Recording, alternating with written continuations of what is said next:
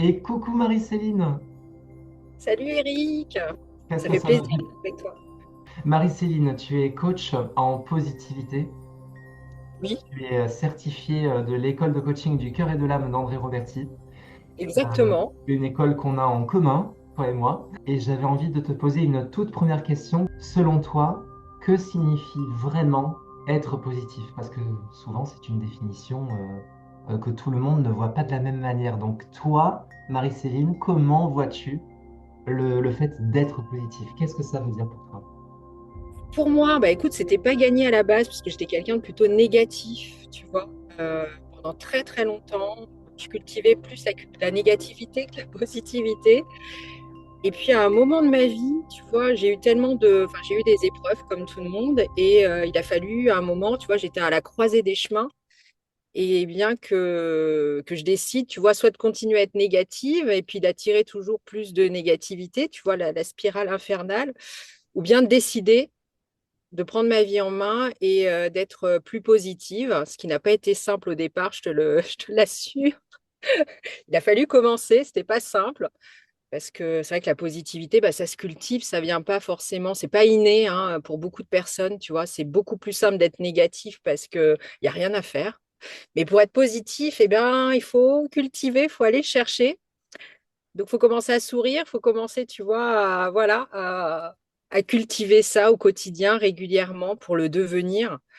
Et, euh, et voilà, et au fur et à mesure, eh bien, ça vient. Et puis, même si au départ, c'est pas naturel, bah, tu vois, au bout d'un moment, eh bien, ça l'est à force de cultiver, à force vraiment voilà, d'y croire et qu'on peut renverser la tendance, tu vois, du côté lumière, si je peux dire.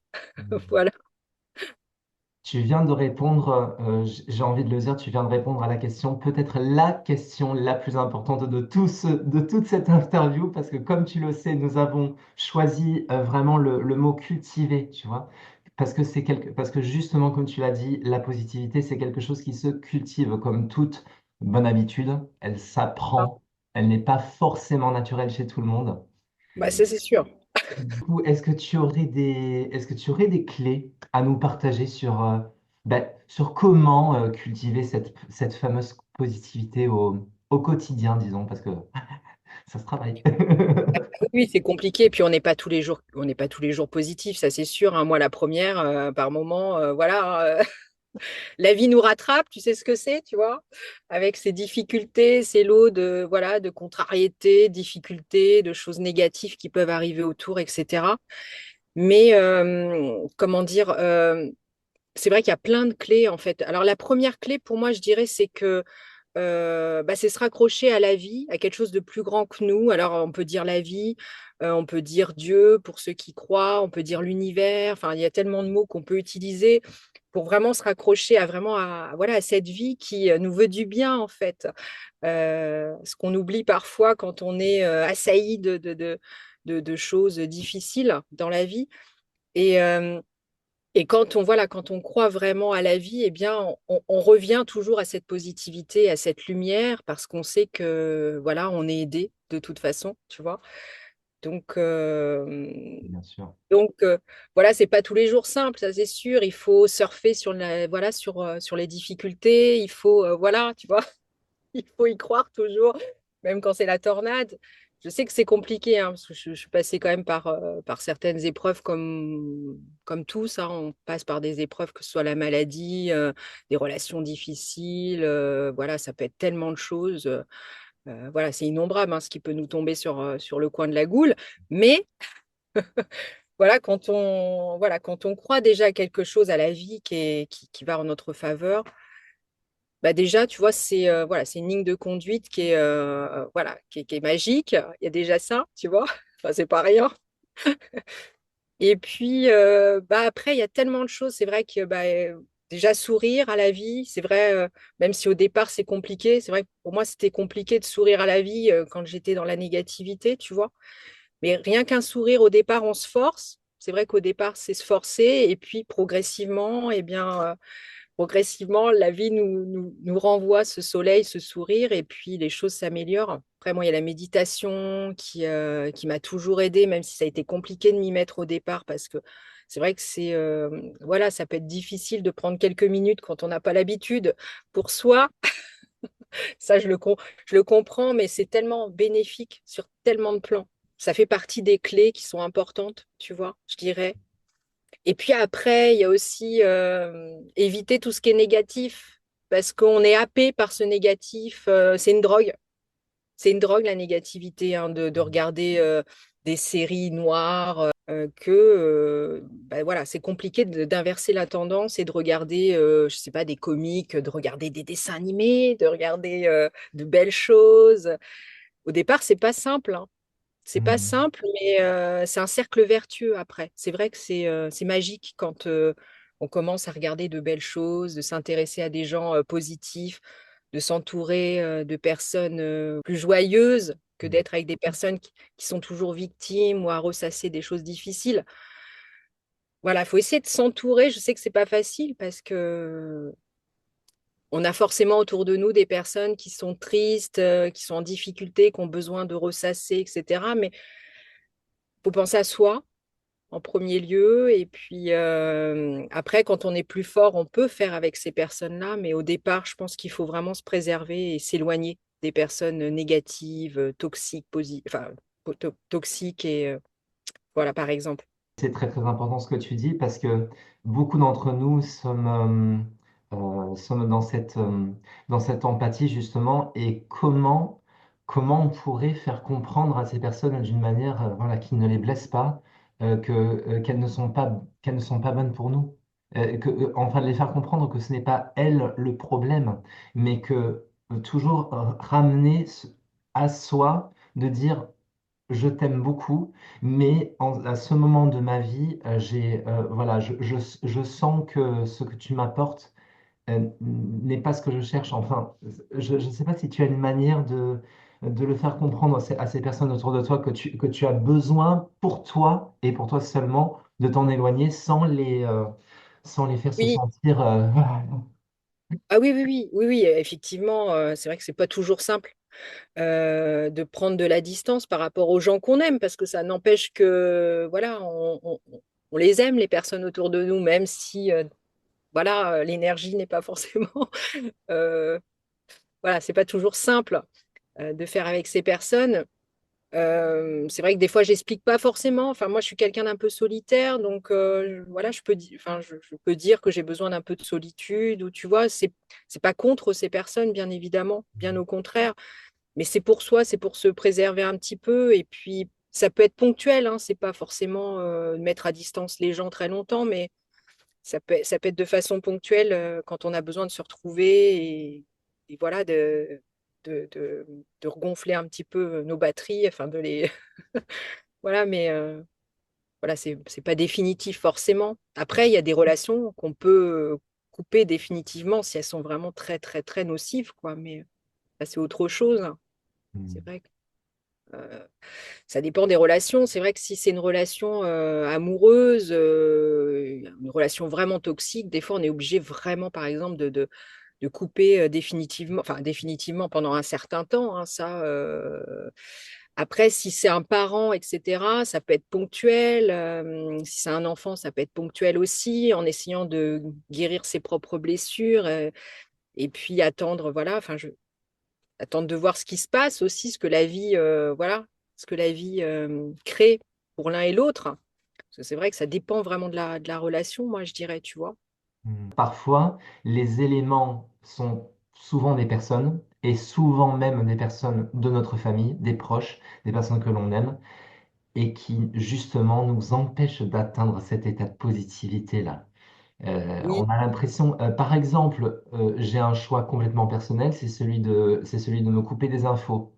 Parce que comme tu le disais, les infos, comme ça, pour moi, c'est vraiment moi j'appelle ça les mégaphones porteurs de chagrin. C'est un truc, tu l'actives et boum, ah oui, bah là, ça te baisse ton taux vibratoire à une vitesse comme ça.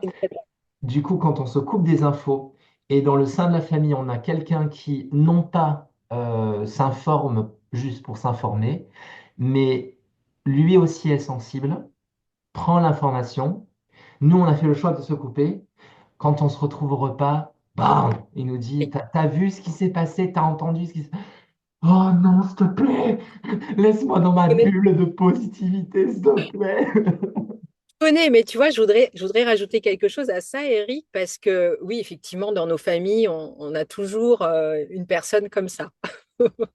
Mais avec le recul, c'est vrai que moi, pendant longtemps, ça a été tellement compliqué de gérer, tu vois, les repas de famille par rapport à des personnes comme ça. C'était très difficile, hein. Je rentrais chez moi, j'étais déprimée des fois, tu vois. Et en fin de compte, avec le recul, je me rends compte que ces personnes, bah, les personnes qui sont difficiles avec nous, qui nous cherchent, qui sont... Alors, je ne parle pas des personnes vraiment toxiques, mais des personnes qui nous cherchent, qui viennent nous chercher, eh bien, généralement, ça nous fait... Enfin, ça nous... comment dire ça? Au bout d'un moment, on se rend compte que ça nous comment dire, ça nous challenge, c'est sûr, mais dans le côté positif des choses au bout d'un certain temps, tu vois, ça nous fait travailler sur nous, ça nous donne une espèce de rage qu'on transforme après positivement. Enfin, moi, c'est ce que ça m'a fait, tu vois. Moi, pendant très longtemps, je vais le dire, j'ai eu des difficultés de rapport avec mon père qui était très... voilà, qui allait me chercher parce que justement, j'étais pas comme lui et que voilà, il allait me chercher. C'était très confrontant, tu vois. Et pendant très très longtemps et des années, tu vois, ça a été très difficile. Et maintenant, je peux dire que grâce à lui, eh bien, j'ai dû aller chercher, tu vois, des ressources en moi, des choses pour montrer que, ok, je prenais pas le même chemin que lui, mais voilà, c'est pas pour ça que c'était pas bien. Au contraire, je deviens la nana que je suis, la femme que je suis, et c'est positif au bout du compte. Même si ça a été une lutte un peu, tu vois, pendant très longtemps parce qu'on se comprenait pas et qu'il fallait qu'il aille chercher, appuyer où ça fait mal, tu sais. Donc voilà, c'est un exemple. Il m'en voudra pas s'il regarde la vidéo, mais voilà, on a tous dans nos familles forcément des personnes avec qui c'est plus compliqué, quoi. Hmm. Et c'est pas toujours un mal, ça peut l'être sur le moment, mais on va se rendre compte, je pense, au bout d'un certain temps, que ça peut nous aider si on le transforme.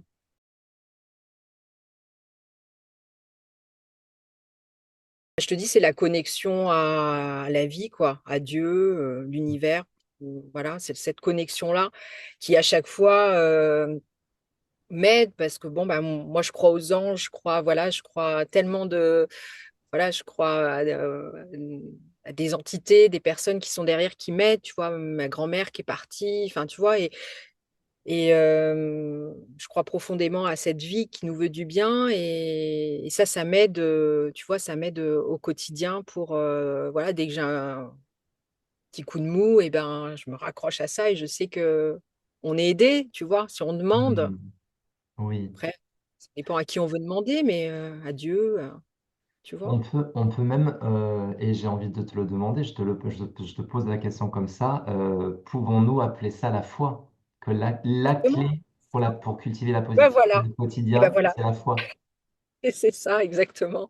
Je ne l'ai pas nommé, mais c'est ça, c'est la foi. C'est la Exactement. foi en soi parce que ça n'a aucune connotation religieuse. Parce que par exemple, on parle souvent de l'exemple du mot gourou, par exemple. Ça veut dire maître et ça fait référence au maître intérieur.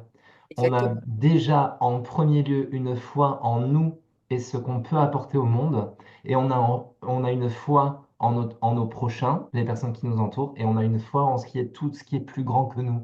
Donc ça n'a Exactement. aucune, pour moi, c'est une grossière erreur d'interprétation de mettre une identité religieuse sur quelque chose qui est la même chose, qui est juste, Exactement. c'est la foi. C'est juste mettre des noms, mettre des étiquettes, parce que nous, les humains, on aime beaucoup ça, Oui, mettre on a des besoin. étiquettes sur les choses. On en parlait quand tu m'as interviewé sur le fait de cultiver sa différence et son unicité, mais c'est exactement ça. On aime mettre des, hein, lui, il Eh est ben oui, comme ça, elle est comme ça. raison, hein.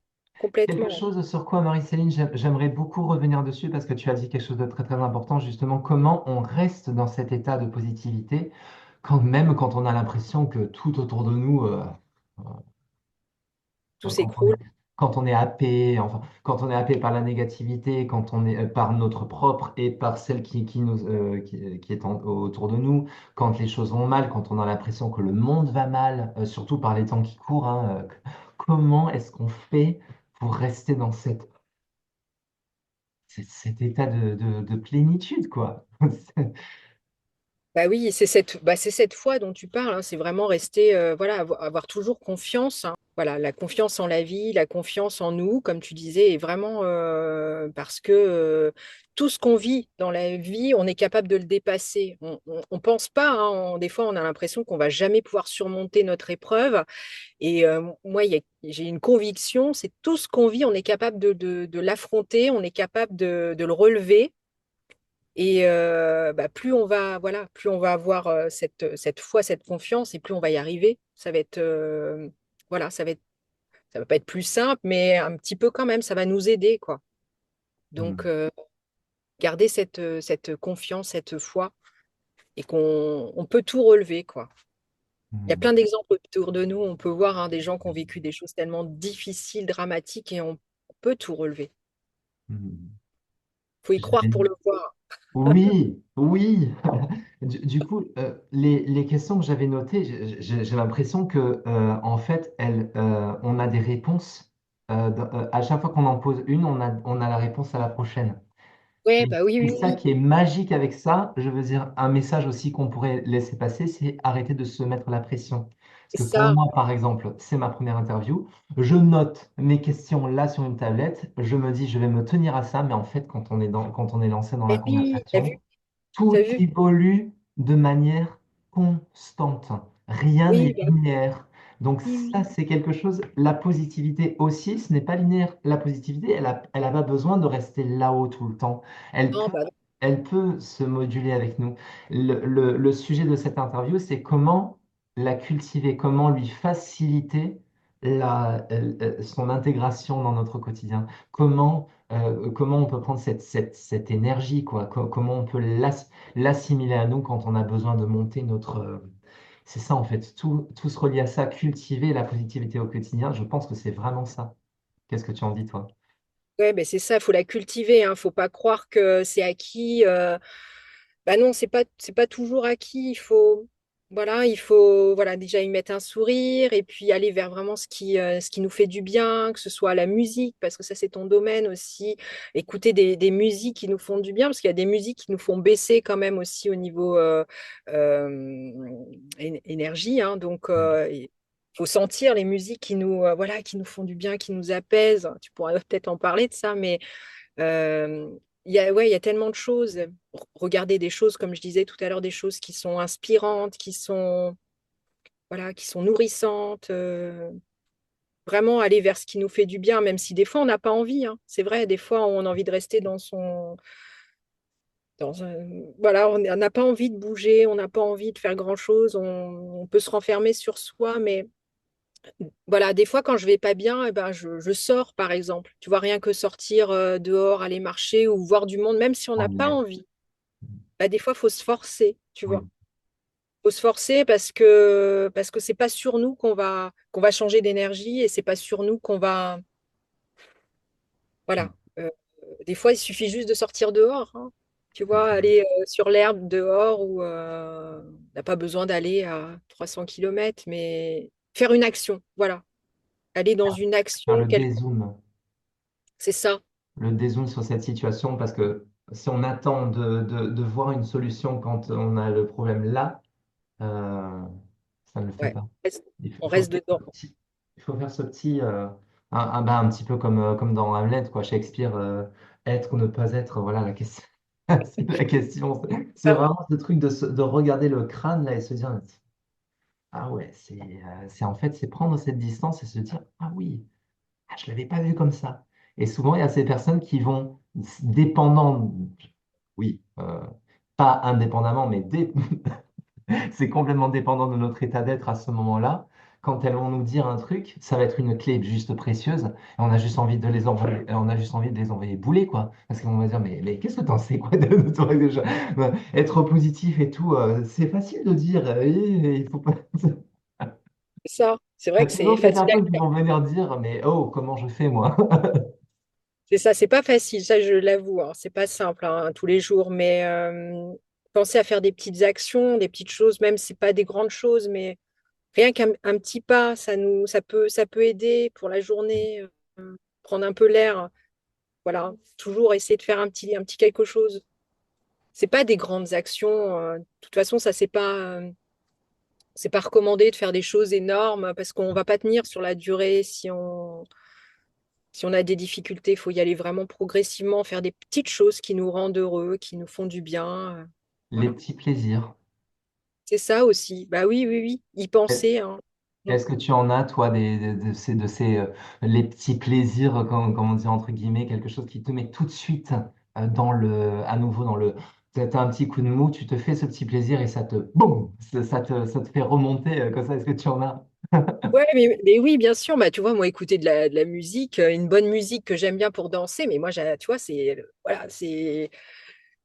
voilà, ça prend 1 minute, tu vois, 2 minutes. Tu mets une musique que tu aimes bien, qui est dynamique, tu danses dessus. Et moi, voilà, c'est un médicament, quoi. C'est vrai, Mhm. ça fait partie de mes antidépresseurs, tu vois. Donc, Mhm. Eh bien, écoute, Marie-Céline, je vais te remercier du fond de mon cœur pour ce moment d'échange, mais tellement précieux. Tu nous as donné bah, merci. des clés absolument formidables. Et pour finir, est-ce que tu aurais une phrase, comme ça, une phrase en tête, qui te ramène à l'essence même de la positivité? Quelque chose que tu te dis ou que tu dis toujours, ou quelque chose que tu chantes même, hein. Ça peut être une chanson aussi. Ça peut être quelque chose qui Bah, vient. écoute, ouais, bah, ce que je dis souvent, c'est positive attire le meilleur, tu vois. Parce que c'est vraiment, ouais, c'est vraiment ma phrase. Hmm. Parce que pour moi, voilà, si tu souris à la vie va te sourire. Et voilà.